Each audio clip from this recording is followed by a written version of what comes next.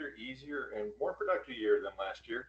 Last year, we spent most of our time just spinning our wheels in the mud, and now we get to see if we can get out of it and go forward. So I'll call a meeting to order and go from there. So, Dean, was there anything else you needed to add before we went on?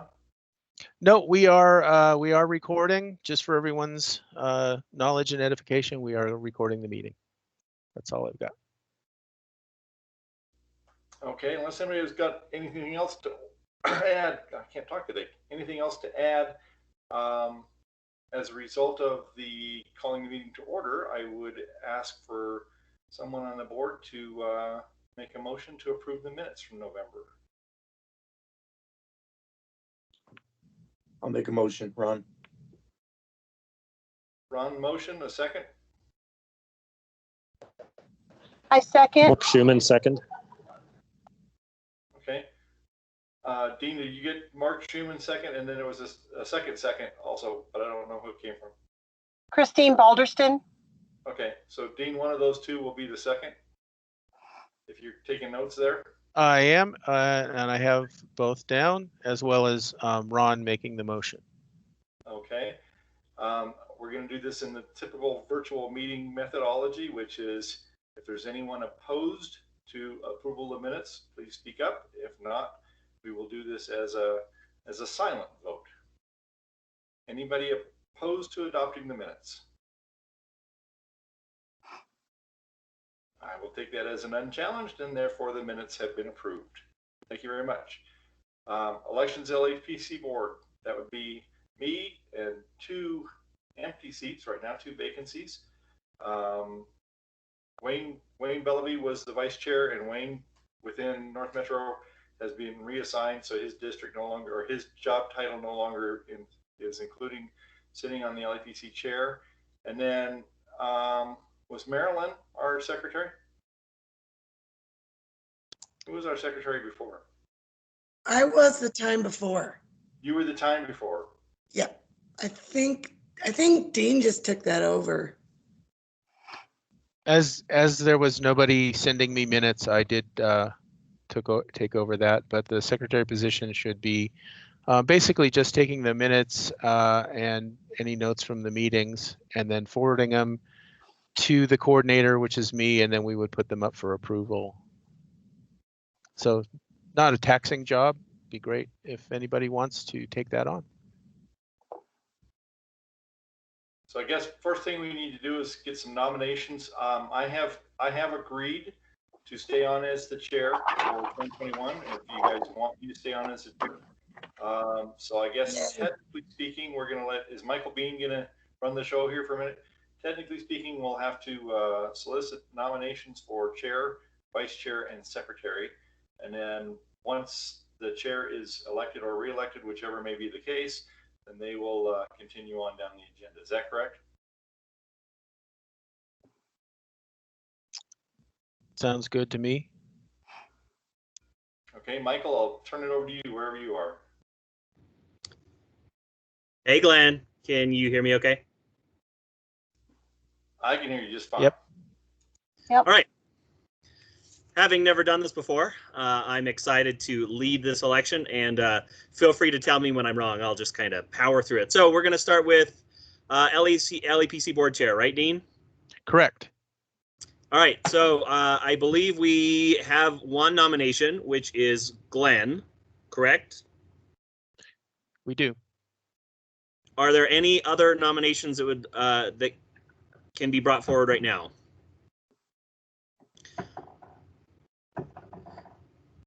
I will do a second call for nominations for LEPC board chair. Third call. All right. Seeing no other nominations, Dean, do we need to go through a formal vote? We could do, I assume that we could do a silent vote, like we did just a moment ago, and just say, are there any opposed? Is it Glenn? Would that be correct? Or nominations? We'll just let the minutes reflect that it's done by acclamation. Okay. Excellent. All right. Then, unless there are any further questions on the position of board chair, we will reflect on the minutes that Glenn has been reelected by acclamation for the 2021 to represent the LEPC and chair the board. So thank you, Glenn, for being willing to do that again. So let's move on to the position of vice chair. As Glenn has already said, this was Wayne's position. So Wayne is not here to fill that. So we will actually need a nomination. So we very much appreciate anyone who's willing to step up, nominate yourself, or nominate others. So I will open the floor for nominations for LEPC Board Vice Chair.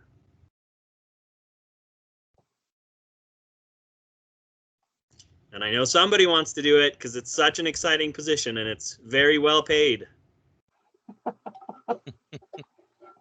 It's paid in gratitude and satisfaction. Job And the satisfaction. treasurer's notes will reflect that. All right, second call. Anyone out of the goodness of their heart want to step up and join Glenn in this great adventure? Hey guys, I'm going to put out a begging notion at this point in time because I think more than anything else during our part of our bylaws, this is something that has to be done the first meeting in January. And I don't know what happens if we have vacant positions. I'm sure they have to be filled at some point in time. And rather than have the county commissioners coming in slapping our hands, I would like to get these other two positions filled if we can. There is not a whole lot to it. I'm not planning on going anywhere this year. So if we have somebody who's Mike, in the wings, I'll take it. Michael, Yes, I heard someone, please. this is Katie Keefe. I guess I'll nominate myself. Awesome, Katie, amazing. We have a nomination for vice chair. Perfect. Thank you so much, Katie. Do we have any other nominations for vice chair? Hey guys, this is Elizabeth from Brighton. I'm not really sure what, because I'm new to the game, what exactly qualifies you to nominate yourself for this group. You're here. Oh, that's it? Okay. Officially, also, I believe the board must be nominated. The board positions must be nominated from among the board. I just pulled up the bylaws earlier today to make sure Yes, of that. That is correct. It must be one of the positions that's appointed by the Board of County Commissioners. And I was wondering, could we find out who those are? Who, Right what people now? are on the board? Yes, right now. Yeah, I can show if I can find it. The current positions, does everyone see this on the screen? Yes. So we have myself as LEPC coordinator, Ron.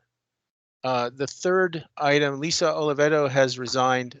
Jeff McCarron has been nominated to the board and interviewed by the county commissioners, but I have not heard official word of his, installation. So that position is sort of vacant. Katie, another candidate, again, who was nominated and interviewed, but has not, I've not received official word.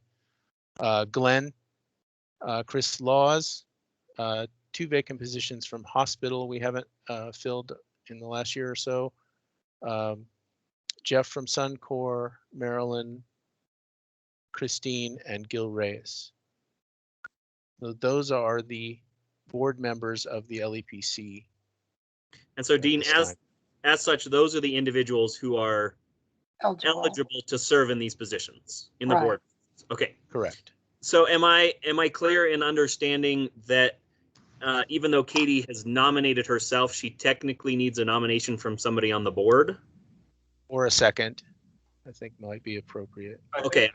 Second, because she is actually on the board. Right. Second. Yeah. Oh, perfect. That makes it so much easier. Okay. Are there any other nominations then for vice chair besides Katie?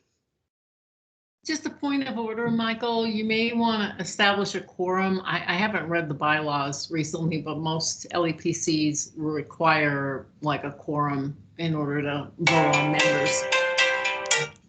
Excellent Yes, point, Fran. Yes, Fran, that's correct. So should we do a roll call, Glenn? How do you want to do it, or a sign in the chat of the board members present? We can do that, or if you just know who all the people are across the bottom, we can tabulate them there. I guess to have the board members sign in on the chat is not a terrible option. We can do that. Ron, Sigmund, do you have some input here? How do you want to have it done for your official record side of things? I think if Dean has the list of board members right there, I think that he can look at the board and establish a quorum based on that list, and then just make a note in the chat or make a note in the minutes that a quorum was established. I think that's probably the quickest and easiest way to do it. And just looking at it, of the people that we have, it looks like we probably do have a quorum, but I'll let Dean make that determination.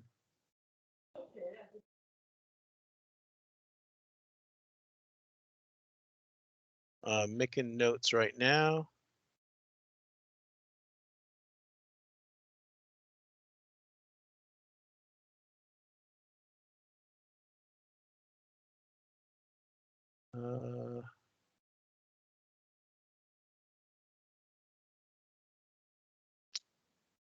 So let's see, who else is here? I think we should just go ahead and put your name in the chat. If you're a board member, I'll type a message here that says in all caps so we can find it later.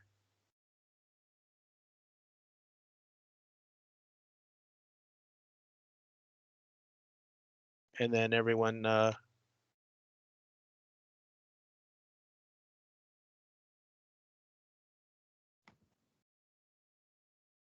put your name in.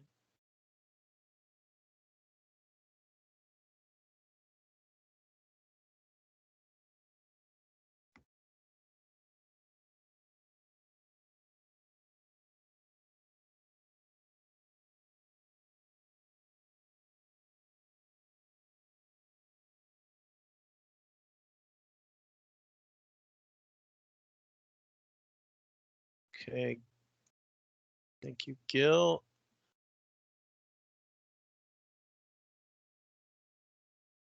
So I see right now 1, 2, 3, 4, 5, 6, 7, 8 members.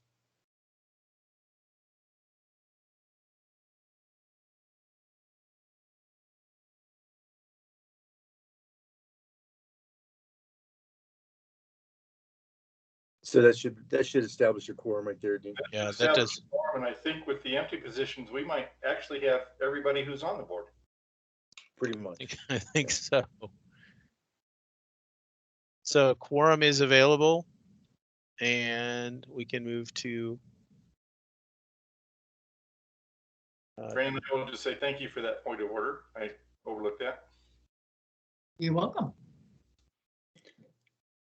All right, thank you, Fran. So let's power through this. Seeing no other nominations for vice chair, are there any votes contrary to Katie Keefe serving for 2021 in the position of vice chair? Amazing. Then let's let the minutes reflect that Katie Keefe was voted by acclamation to the position of vice chair. Thank you, Katie, for volunteering. I'm sure you and Glenn will have an excellent year. Yay, congratulations. Thank you, Katie. Congratulations. All right, we're 2/3 of the way done. Let's get to the last one. Secretary. Dean, can you give just a 1-minute explanation on the roles of secretary so that people aren't scared to nominate themselves or others? Yeah, it's basically attend the meeting, make the meeting notes. Again, we make every attempt to record it. So if you miss something, you can listen to the recording again. And it's not a minute, blow by blow set of minutes if you've read them. It's just basically who was here and what took place of significance. So it's not a highly taxing position. It'd be great to have somebody handling that. Yes.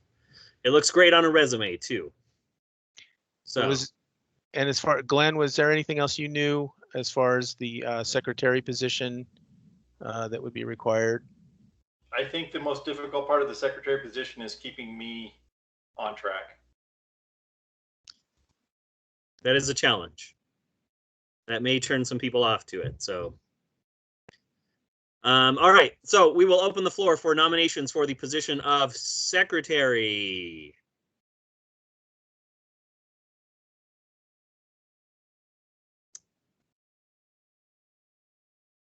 And we would love to have a secretary for our wonderful LEPC. So look into your heart and see if you're willing to serve and do this for your county.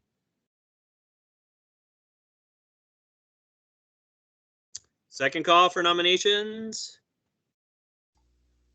Chris Laws, are you out there? Would you be willing to do it?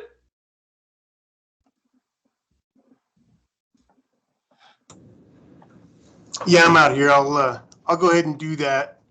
And then is there a way to have somebody, if I can't make the meeting, have somebody in my place? I'm happy to cover. Okay.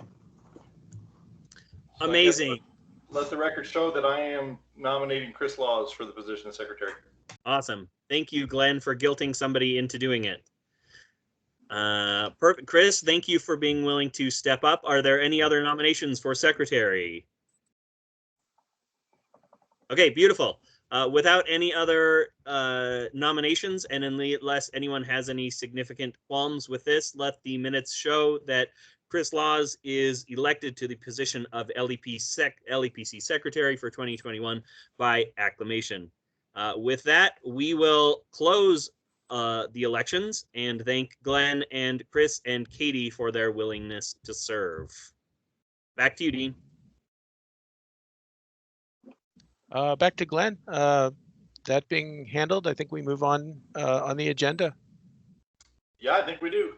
Thank you, Chris. Thank you, Katie. I truly appreciate that. I think it's going to be easier for the three of us to get together and talk on either video or later on, hopefully in person, along with the OEM guys. So I think that will be a potentially good combination of getting some stuff done here. So moving down the agenda here, we have legislative updates. Is anybody out there aware of anything that impacts the LEPC, either state, federal, or local regulations? Hey, Glenn, it's Fran.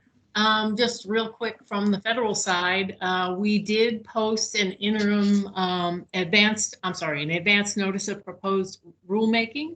And this was specifically for the review of a certain approximately 49 chemicals of interest that have overlapping requirements from a security perspective. They are 1.1 explosives. And we were asked by Congress to review to see if those overlapping rules could be streamlined, either with ATF or with us. And so that was posted and it will be continuing through March. We did get notice, and this is very typical. This is usually what happens actually. When you have a new administration come in and there's rulemaking in progress, the new administration tends to put a pause on these kinds of activities. And that is what just happened. But I fully anticipate that this will resume after the Biden administration has an opportunity to review what this is all about. And that's all I have. And Fran, that is the one that came out that Tim Gablehouse distributed. Is that correct? Correct. Yeah, I sent it to him because I knew he would reach far and wide. Yeah. Okay. I will make sure that I take a look at that. And I would say that if anybody else has any involvement in the industry or wants to have an input, then we can look at that and either make comments individually if we choose to do so, or if we want to put together a position from the LEPC standpoint, we can do that as well. Thank you. You're welcome.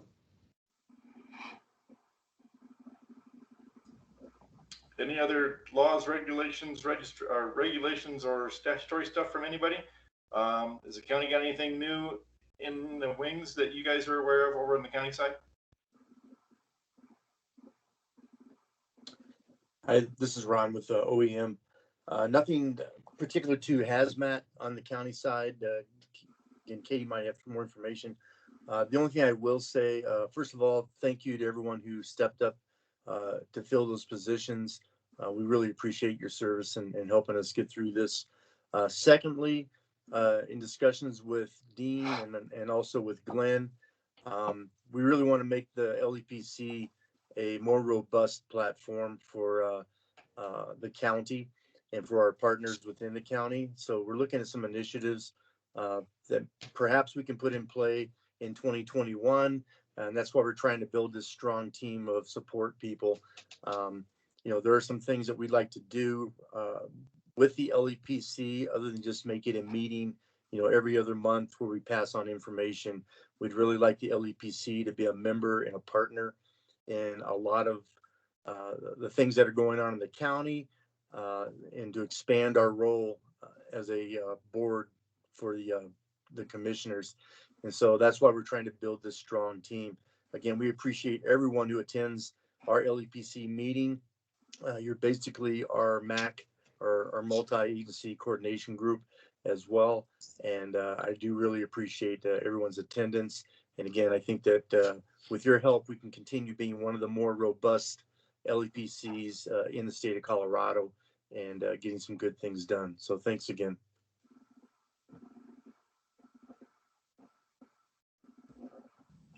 All right, thank you, Ron.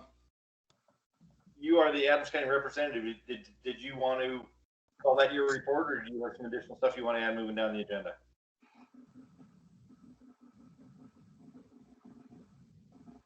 That is all I have from OEM. There may be some other representatives within the county that might have some more information.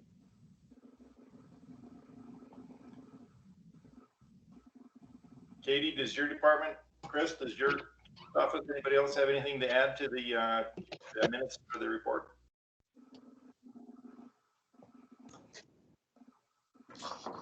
I guess I could, this is Katie Keefe, as the Environmental Programs Manager. I guess one update is, and I'm sure the industry representative for Suncor could also speak to this.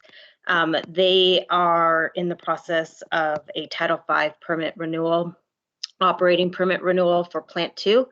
Colorado Department of Public Health and Environment is planning on issuing the draft permit for public comment, I believe February 17th. So that's something to keep an eye on. I know that the county will be reviewing that permit and probably providing comment on that.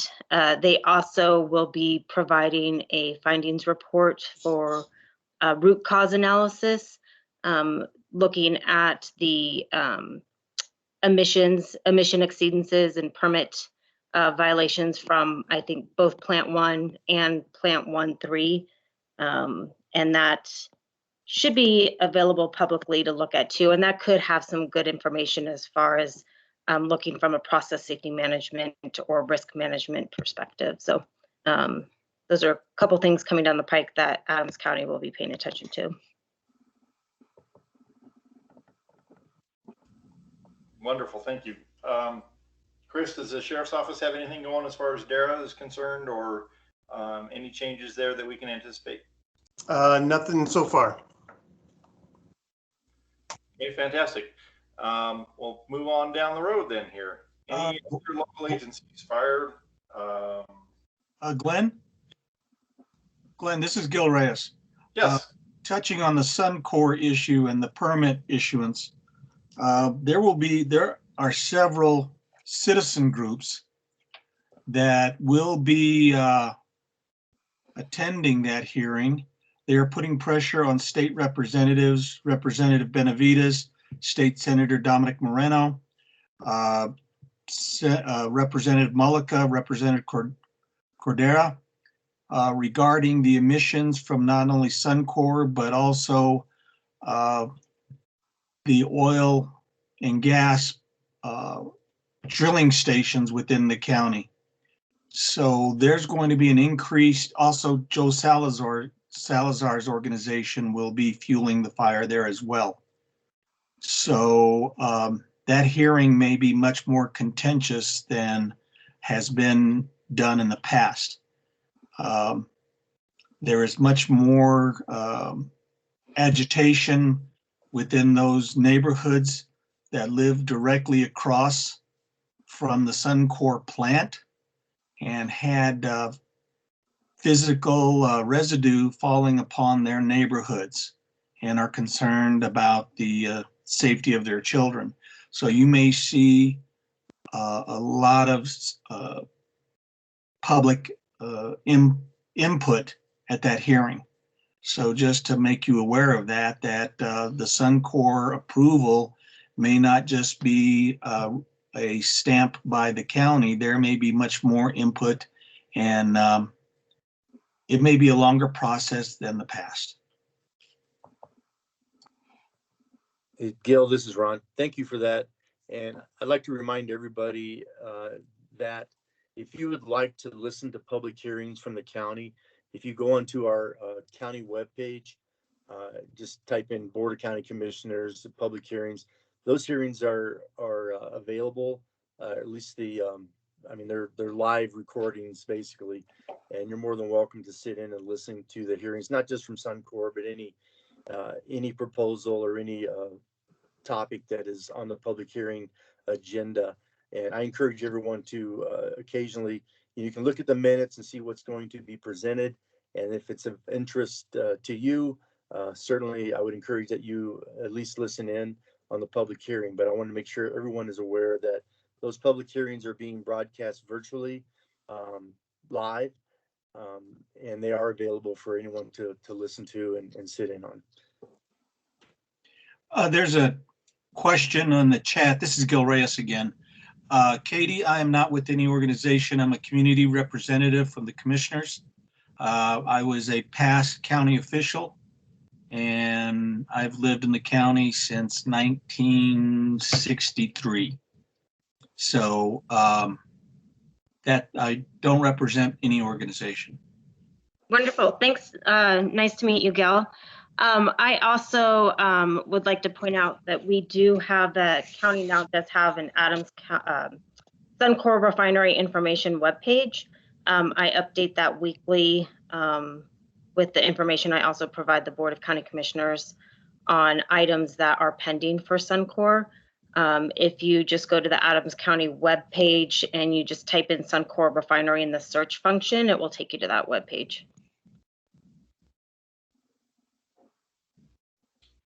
And Gil, it's Glenn. I would just like to thank you also, because as you guys know, the LEPC is the conduit by which information travels from corporations in dealing with industry and chemicals and such to the public through the government. It is really the trifecta of the regulatory side, the public interest side, and the corporation side.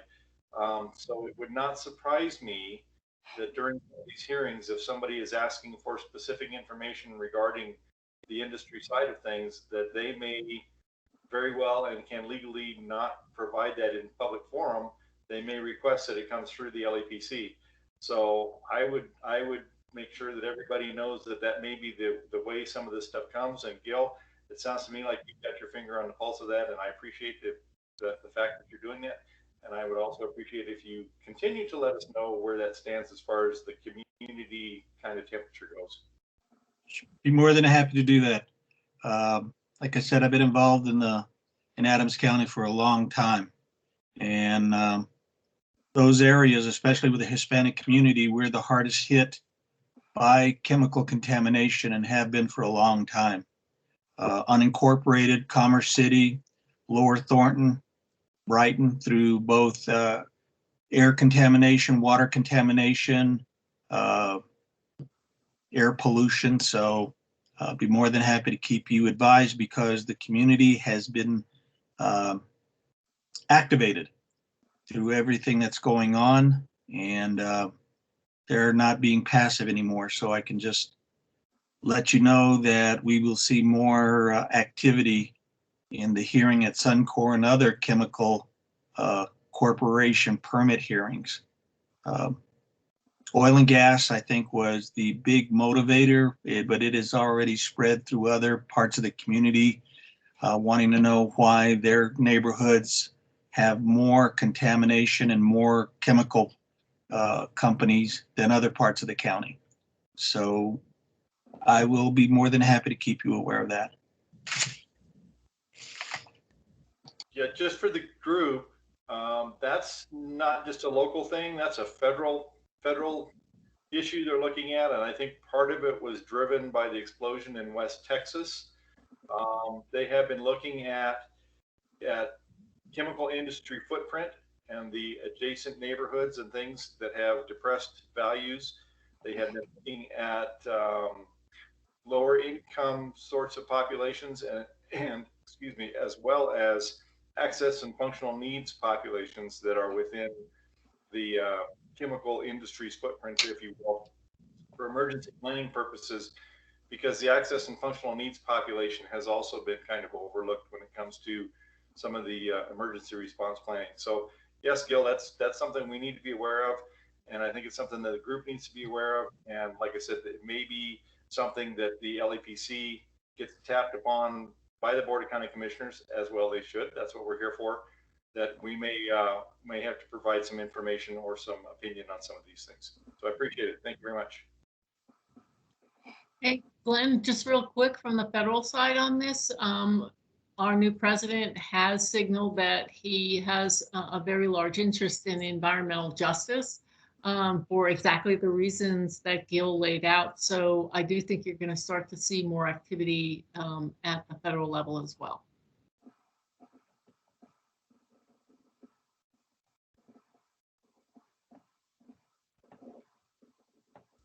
Okay, any other questions on any of that stuff? We kind of are bouncing around here, so don't let me stop anybody. We're following the agenda as best we can, but the next one on there is local chemical facilities, and rather than try and remember who we've got and call you out by name, please speak up and make yourselves known.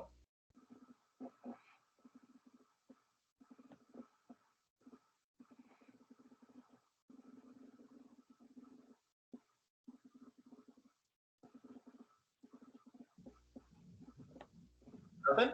Nobody? All right, Tri-County Health. You said Lisa has resigned or is resigning from the board. Do we have anybody here from Tri-County Health Department today? Yes, I'm here. Oh, this is Jeff McCarron. I'm also here for Tri-County. Lisa's here as well until my position is filled. Okay, Lisa, I appreciate that, and I appreciate what you have done for us. Oh, back at you, Glenn. You know, you're still going to be on my board of directors, I think, with the authority board, so I'll still be seeing you. Yep. Do you guys have anything from Tri-County Health to update on the LEPC status? I do not at this time. No, I haven't prepared anything. This is Jeff. I'm not officially on the board yet, so I didn't prepare anything yet today. Okay, I didn't really expect that there would be too much. I think you guys are still swamped in COVID. I don't know. COVID. I'm sorry? COVID 24/7. Yeah, it seems like that's all what the health departments are doing, right from CDPHE on down. So I will add that, you know, EPR, we do have the capability to support other incidents as they present. So our bandwidth is still there to respond to other incidences. So if need be. Okay, and we appreciate knowing that as well. I never doubted that. I knew that you guys could do that. I think there had been a couple of minor calls maybe that went out to you guys that involved some of the fire departments and some hazmat questions, but I hadn't heard anything else going on. So appreciate that. Yep. State of Colorado. Do we have anybody here from the state?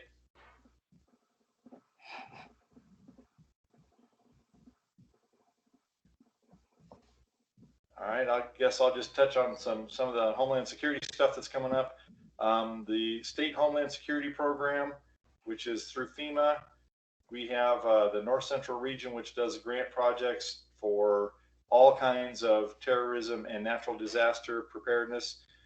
It can be training, it can be equipment, it can be all kinds of things. It's very similar to what the EMPG and the HMEP grants, the hazardous materials and the emergency planning grants, they all kind of go hand in hand with that. Those grant projects are due the day after tomorrow, I think close of business tomorrow. And then we have the Urban Area Security Initiative programs within the metro area, which are more terrorism related, but also have some hazmat nexus to them. They're going to be due sometimes toward the end of the month. I know the hazmat teams are putting in for additional hazmat training and some additional hazmat equipment. I don't know that they'll be funded yet because we have no idea how much is going to be available as far as funding dollars. But that's kind of in the works. Other than that, I don't know what the CERC has got up their sleeves or what they're doing, and I'm not really anything new on DHSEM. Somebody else there wants to make some comments, go ahead. Hey Glenn, it's Fran again. They did hold a meeting last week just to kind of get everybody back together and hit on the high points of the agenda, which was nice to see. And so, it was really more just a report out of some of the educational opportunities that SEP has provided and that my office has provided through the Chemical Security Summit. And there've been a number of those. So, and NASTIPO is the other one, but National Association of Sarah Title III program officials has been providing about every other month a different seminar to keep people educated in our arena. So that was really more the crux of the meeting. They haven't really been doing any outreach, but Tim Gablehouse did point out to the group that in the process of doing these meetings, we are seeing more outreach. And I know the other LEPCs that have been dormant are starting to meet again, which is great. So that's pretty much what the meeting was in a nutshell. Appreciate that, Fran. Thank you. I do know, and I will say, anybody who's interested, kind of keep your eyes open and your ears open, because through 2020, there have been many, many, many transitions with the virtual meeting side of things. And I know that there are multiple organizations throughout the country that deal with the same topics that we deal with that are now putting together regularly scheduled online training. And it's either going to be live training or can be, viewed later on. But there's going to be all kinds of training opportunities and meeting things that are going to be done virtually. We have a saint within Colorado by the name of Tim Gablehouse, who has his finger on the pulse of all of this stuff. And if you're on his distribution list, know that he spreads stuff far and wide throughout the state, throughout the EPA Region 8. And he is very, very good about disseminating that information. And if you're not on his distribution list and you want to be, then contact me and I'll make sure that you get hooked up with him. Otherwise, if you want just to have the LEPC distribute it, we can certainly, I know Ron gets it, I get it, Dean gets it, or multiple people get it, and we kind of sort through and sort out the stuff that we think is most important and send it out to you guys. But if training is something you're interested in, or if the seminars are something you're interested in, please let us know so we can forward that information along to you. Any questions there?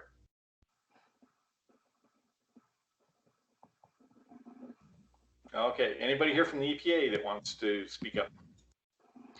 Hi, this is Bree Boxstaller from EPA, Region 8, and good morning to everyone. It's nice to hear/see everybody.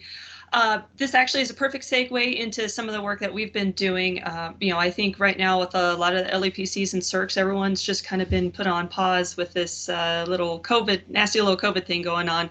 So I think that's kind of where everyone wants to start with 2021, is to get RERN back going and kind of, get back to some of our normal functions. Part of what we're trying to do with EPA is we're actually holding the Western Region CERC-TURC meeting.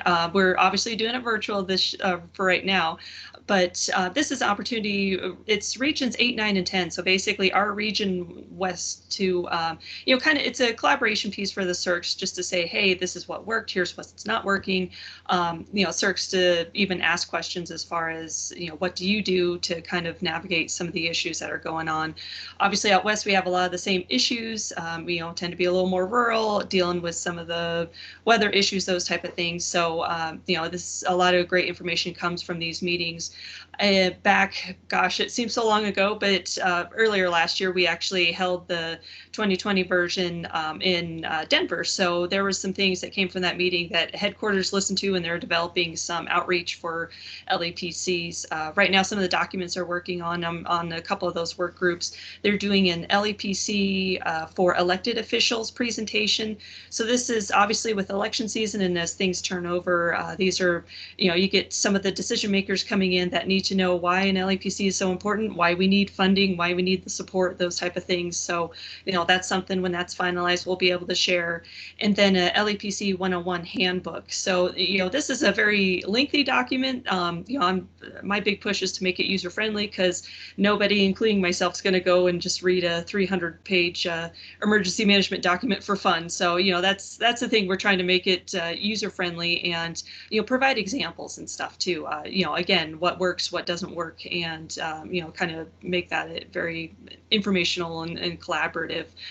Along with that, something we're also trying to work on developing is an outreach flyer of sorts. So, just to try to see, hey, here's some of the different trainings, here's some of the things that we can do on the call. And I know Mark Quick is on the call, and I believe Luke Chavez is too. Luke has done a bunch of exercises over the years with EPA Region 8, and obviously Mark has had that experience being in the fire service.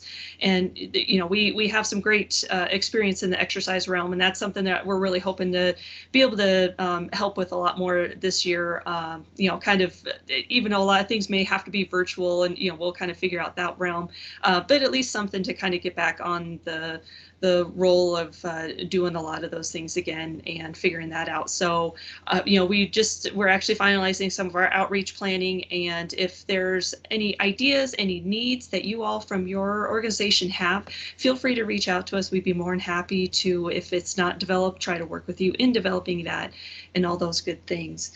And then a slight note on the comment with the environmental justice side of things. I know our group in particular is not necessarily working on that. That might be something even our enforcement partners or our partners, it's in the enforcement program, might be looking at as far as, just stemming on the environmental justice, just to make sure low-income areas, have the same representation that anyone else would too. So, something I can look into. I just don't have any answers right off the top of my head. Mark or Luke, if you have anything else to add, please feel free to jump in there. But, again, certainly, and anytime you need assistance or questions, feel free to reach out, and we'll be more than happy to if we can't answer it, put you in the right direction. Hey, Bree, this is Luke, and hey, good morning, everybody. And thanks for inviting us again. I know I haven't been to an Adams County LEPC meeting in a while, but it's kind of good to be back and see the familiar faces and names at least. So, Bree, I just wanted to add just about the environmental justice program and kind of reiterate what Fran had mentioned earlier, which is, like Gil and Glenn is like, we do have, it is a priority for EPA to have this environmental justice, and we actually have a program. It's kind of an overarching program that we kind of build into as we deal with like the EPCRA, the RMP programs, emergency response, planning, things like that. So like Bree said, I don't have that much information or knowledge about it, but we can always get that information as you guys move forward this year. So let us know where we can help. That's it. Thanks. Hey, good morning. Just wanted to add, oh, sorry, Glenn. I didn't mean to talk over you. I was actually just about to give you kudos for your involvement in the LEPC public officials presentation, because this was sent out to both Glenn Grove and Mark Schumann from Adams County LEPC to review and take part in, and really appreciate your help in all of that. So thank you. it is moving forward. Thank you for doing that. That's going to be something that we're going to look forward to. I think keeping the public officials trained and familiar with us is always a constant challenge. And Bree, I'm going to go back to you just real quick with that kind of in mind. We have a pretty large group here today. Will you just touch very quickly on CERC so that people can understand what that means? The CERC and Turk, sorry, it kind of cut out. The CERC Turk, is that what? Yes, ma'am. Okay, so CERC, it's a State Emergency Response Commission. So it is the state level of the guiding body. So the CERCs were created when EPRA was created in 1986, and then these governing bodies would determine the LEPCs. So it's kind of how it filters down the system. LEPCs are primarily organized by county. I know in the Denver area, there's a couple that might be their own cities, like City of Aurora has its own, Colorado Springs has its own, just because of population and things, you know, how are kind of developed. But at least, especially in our region, it's mostly on the county level. So the CERC body is, and you know, we call it the CEPC. So, you know, sometimes that kind of is used interchangeably, if that's a little confusing as well. TURC is the tribal equivalent, the Tribal Emergency Response Commission. So again, you know, a tribe could decide to have their own governing body that would be kind of a state equivalent. Not every tribe does have that. Sometimes they can have a memorandum of agreement between either another state, CERC, or even an LEPC. So we just want to give them kind of the ability to do that. The CERCs, you know, they are, like I said, oversee the LEPCs. They review the LEPC plans. They review LEPC, you know, who they elect to be a part of the groups. And then, you know, if there's kind of training, they can filter down training they can provide, that type of thing. I know it's kind of unique for us because I know sometimes as EPA, we provide training directly to the LEPC, but we work very closely with that CERC body as well. So that's a very kind of high level review, but hopefully that's a bit helpful. That's exactly what I was looking for. Thank you very much. Just for the group, and Fran, you'll know this number better off than I do, but I think there's 64 counties and 3 tribal nations in Colorado, and I want to say there's like 61 or 62 LEPCs because there's some of them that are combined. But then, as Bree said, Aurora has their own, and there's some other cities that have their own. So there's almost as many LEPCs as there are counties and tribal nations in Colorado, and we are one of the largest, if not the largest, active LEPC. So there's a lot of stuff that we as an LEPC do in Adams County that other people throughout the state are looking to us and asking us, how do you guys make that work? So feel proud, and everybody in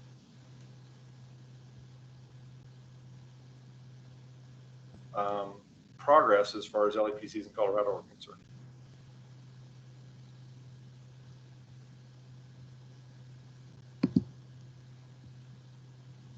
Okay, moving on. Did anybody else have anything else to add for the good of the order as far as updates are concerned? Hey, Glenn, it's Fran again. Just a real quick update on the voluntary program that I talked about last time we met. We do have a product that is on our website called Secure Your Chemicals Before, During, and After a Pandemic. So that was completely approved and posted on the website. There are several that are very, very close to being published. They're in the final stages of approval through our larger stakeholder group. But the one that you guys should keep your eyes on the CISA webpage, and of course, as soon as this gets posted out there, I will shoot something out to Dean to share with the group, are 10 tabletop exercises in a box, so to speak. They are all specifically for chemical facilities.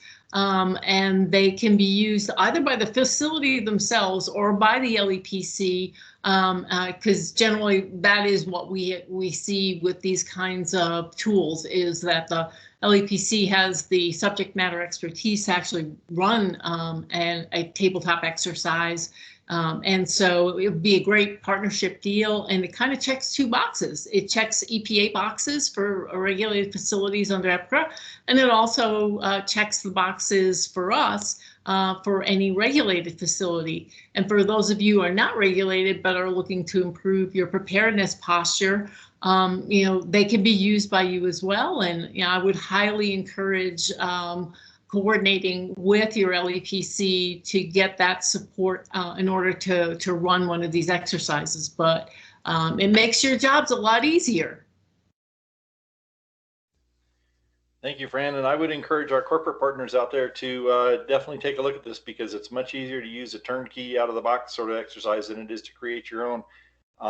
And I will also say that many of our partners have requirements that they get involved in these types of exercises, and include local first responders, EMS, fire, law enforcement. So if you guys are wanting to do this, please let us know if you're getting any pushback or resistance from local emergency responders, because we can talk to the fire, police agencies, sheriff's office, and encourage them to send somebody as a representative to your tabletop exercises as well.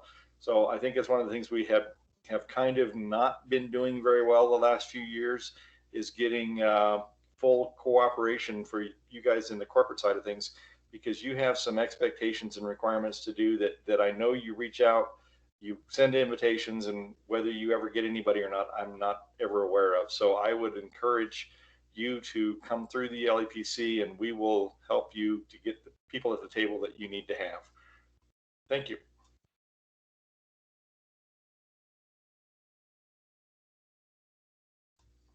Okay, spill reporting updates. Dean. Okay, has everyone hear me okay? Oh dear. You're good. Yeah, we heard you.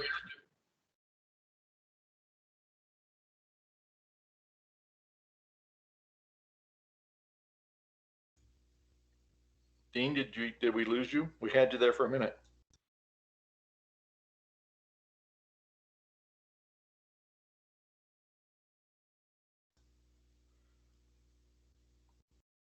I can see your cursor moving on your computer, but I'm not hearing any voices.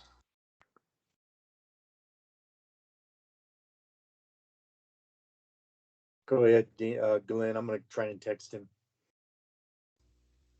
Okay. We'll get back to Dean. Like I said, I can see him moving the cursor on the agenda. Am I okay now? Yep. There you go. There you go. Okay. Yeah. For some reason, I have a new computer, and it likes to just. So basically, this year is we've had one spill report. A rail yard lost 95 gallons of hydraulic fluid to a convault tank that was contained. Other than some of the gallons made it to concrete, that was all cleaned up. So that was 2021, and then I pulled together some things for last year. If you can see that on the screen, we had 56 spills and reported by CDPHE to us, and the breakdown is there as you see it.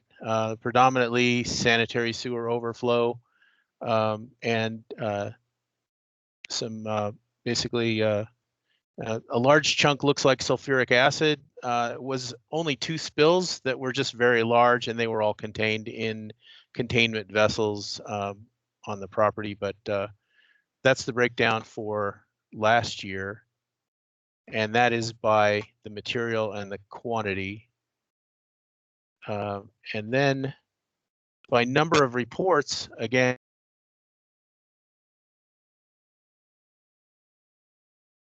but they were smaller quantities. And then just for comparison, kind of how that looked in 2019 by number of reports.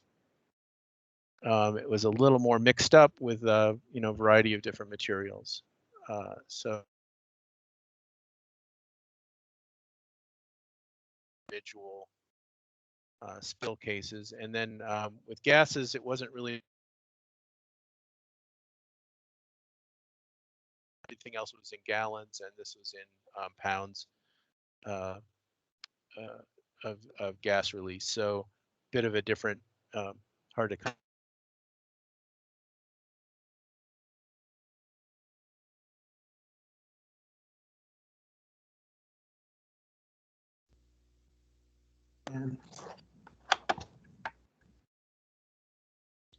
Okay. Is there still hear me? You're cutting in and out, Dean. Yeah, I'm not sure what's going on. That's the end of the report. If everyone can hear that, if there are any questions, hopefully you'll hear me try and answer them. Dean, it's Glenn. Just for the sake of your pie charts there, you got diesel and gas, and then you've got oil. Is oil all other petroleum products, or is oil crude type products?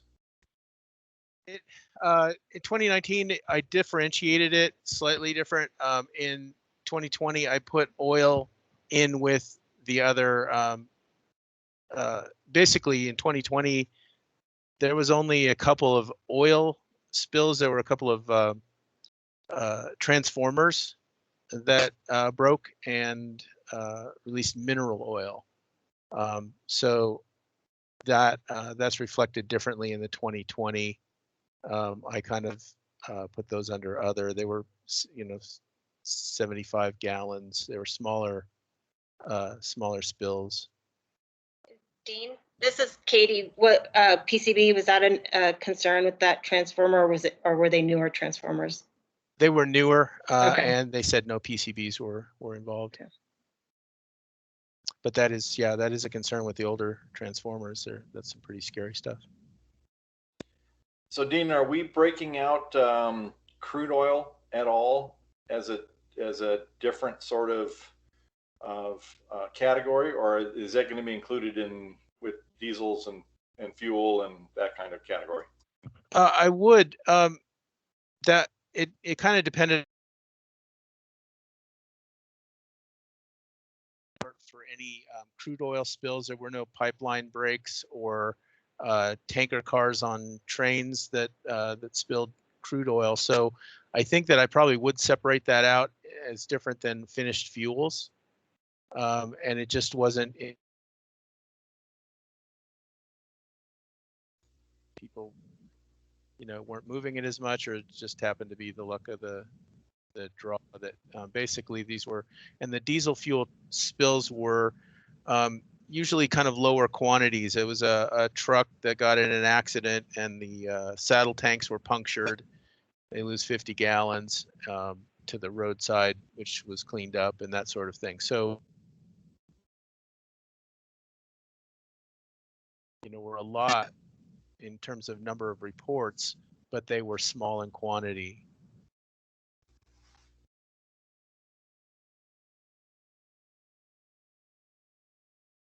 I think you might be done. I don't know. You're breaking up again on your audio side of things. Oh my gosh. Okay. Can you still hear me? Yep. Okay. Hopefully some of that answer came through. It just, if you didn't hear me saying that basically last year there were not any of the crude oil spills reported. So it was just the diesel fuel. I would break that out separately. Okay, yes, that answered my question, because I have a feeling that because Weld County, so much of it is the crude oil and the production side of things, that at some point in time we may be asked by the county commissioners how many of those we've had. I just want to make sure that we're capturing them in an appropriate manner. If I may, if it's crude oil, those do get reported weekly to the Board of County Commissioners from our oil and gas liaison, who is the local government designate. Perfect. Thank you. Appreciate that, Kate. For the COGCC. Oh.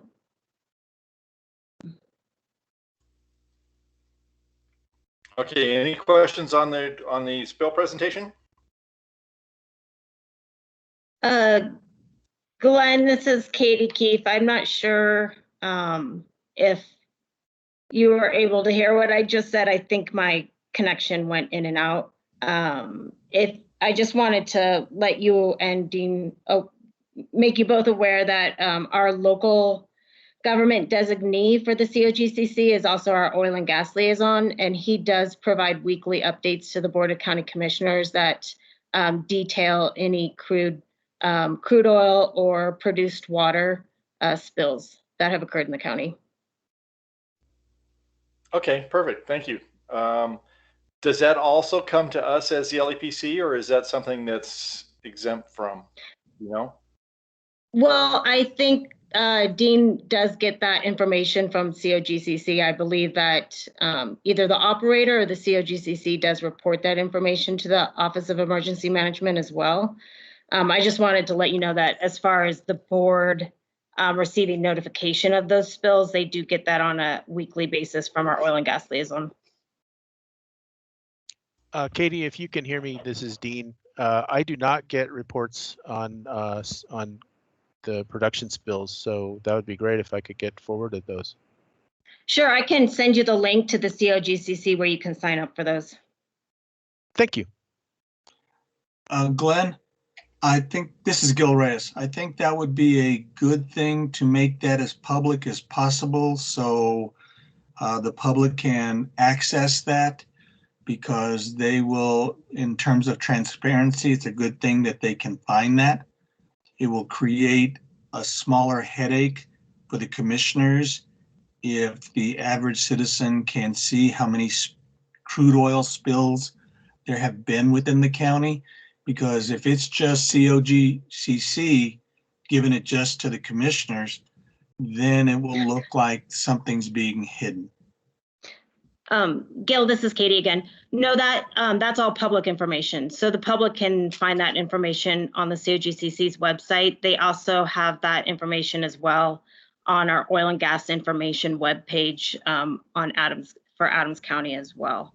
I included the link for the Suncor Refinery informational updates website, and I'll provide a link for the oil and gas information webpage as well.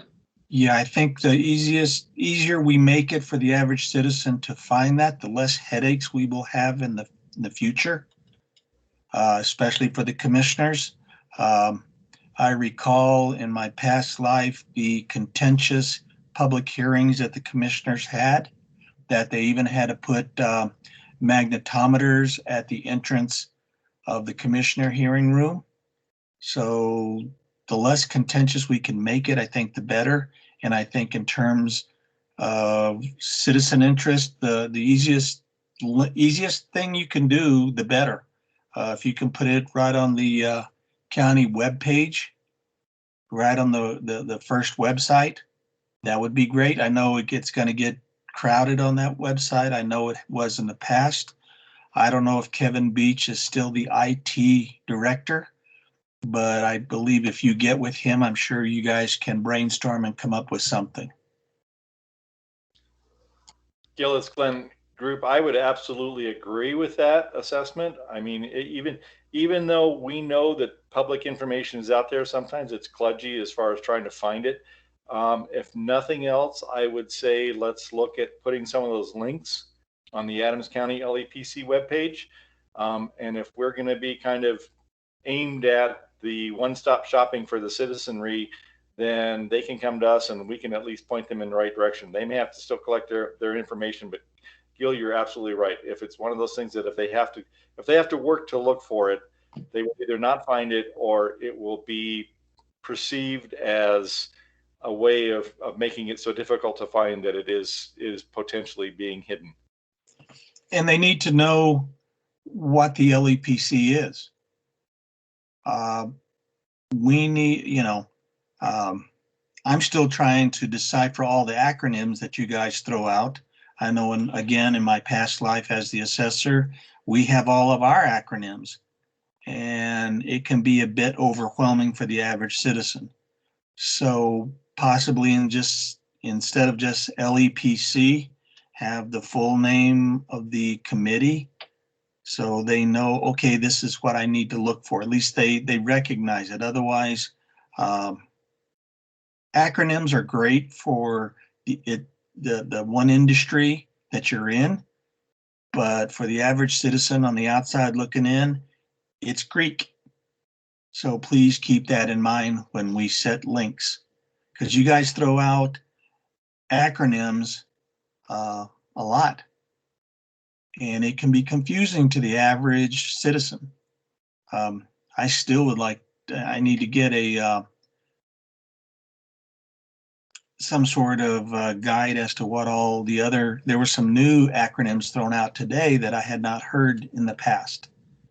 So please be aware that, yeah, it's easy for you guys to talk about this and that, CDPHE, COGCC, but the average citizen doesn't know that. And it makes it difficult. And it looks like things are being hidden to the average citizen. And if they don't know it, they'll create a reason in their mind. And we want to keep the disinformation down to zero, especially with oil and gas spills. The crude oil spills, especially because that's going to be a big point of contention. And also leaks into the atmosphere. So the simpler we can make it for the average citizen, the better for the commissioners, the state representatives, Congressman Perlmutter. So just keep that in mind. Jill, I will tell you, you're not alone. They just did a survey, I guess, or a review of one of the other grant programs, and one of the complaints is that we all talk in federal governmentese and acronyms, and they are very difficult to come up with. I feel your pain. I'm involved in many industries that have multiple acronyms, and some of them are the same acronym for different things. So I would encourage the group, if there's something that comes up, especially if we want one of these meetings, don't be afraid to ask a question in the chat room. I know, Dylan, you were out there, you had your hand up. Did you have a question? It's less of a question and more of a seconding and a recommendation. Gil, you bring up a great point. We've dealt with that within the oil and gas industry. In our pipelines group, we've actually set up a whole separate page on our intranet website for a list of all of those acronyms and industry terms that we'll use for reference within our various manuals, etc. It may be worth considering for this body as we go forward to capture these acronyms and to start to build a list of some sort and have that be available on maybe the county website somewhere in conjunction with the LEPC. Just an idea. Well, I'm going to take that on as a personal challenge now.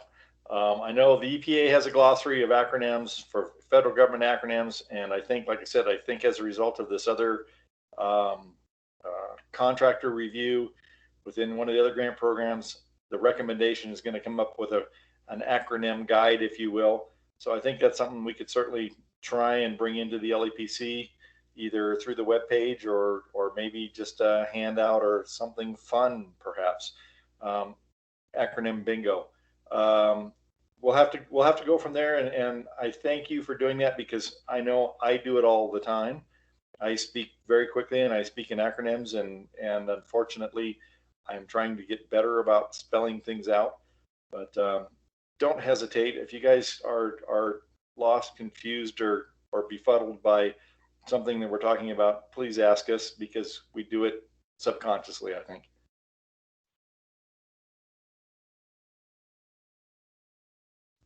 All right, any other questions out there regarding that? And if not, we'll move on.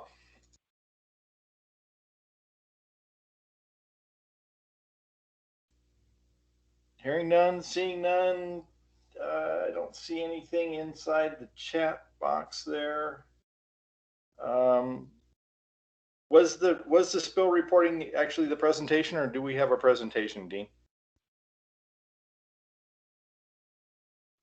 That was all we had for a presentation arranged for this month. I figured with the time constraints of the voting, I wasn't going to work too hard to get additional presenters. Nope, that's fine. I just want to make sure I wasn't overlooking something here. Okay, moving on to old business. I don't see anything old business specifically listed, and I can't remember that we had any old business that need to be addressed. Does anybody have anything?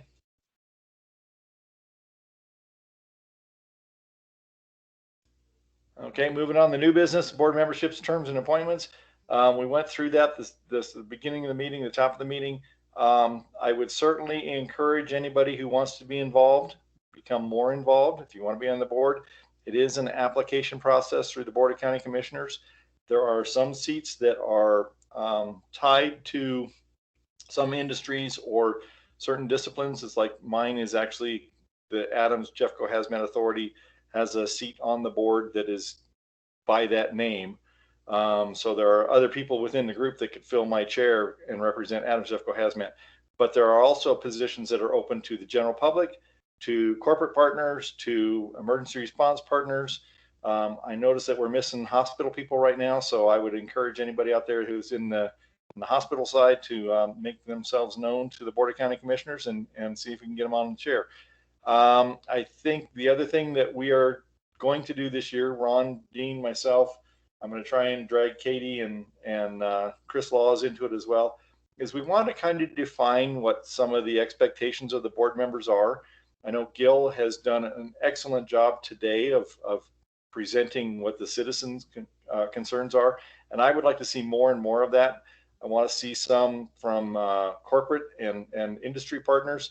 I would like to know what your concerns are. I want the LEPC as best we can to be a balanced and fair representation of not only the chemical industry and corporation side of things, but pretty much emergency planning around potential large chemical hazards. That's our main focus, but anything else that we can kind of bring into the fold that is representative of what we do. The LEPC is something that we have a lot of flexibility in what we can do, and there's a lot of statutory coverage as far as the members of the LEPC in what we do, what we plan, what we say, what our opinions are. And quite frankly, we are considered the subject matter experts as far as many of the government populace is concerned. They will come to us and ask us questions and get some guidance from us. So that's what I'm hoping to do some more of with the LEPC this year. So don't be surprised if I reach out and ask you to kind of speak up more often.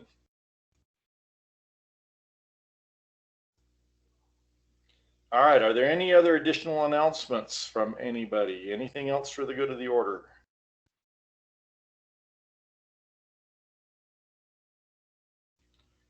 Hearing none, I would thank you all for showing up. I appreciate your time. Time is precious. We're going to hopefully get spun up and out of the mud this year. Having said that, I will take a motion to adjourn.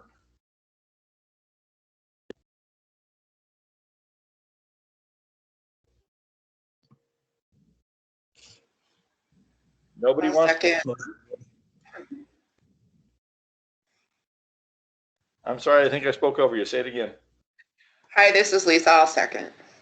Mark Schuman, so moved. Mark. Okay. Appreciate it, guys. Thank you very much. And we'll see you on, or talk to you on March 22nd.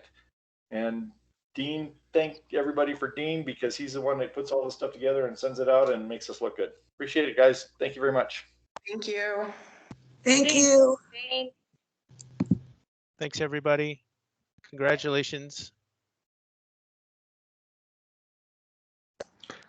Thanks, Dean.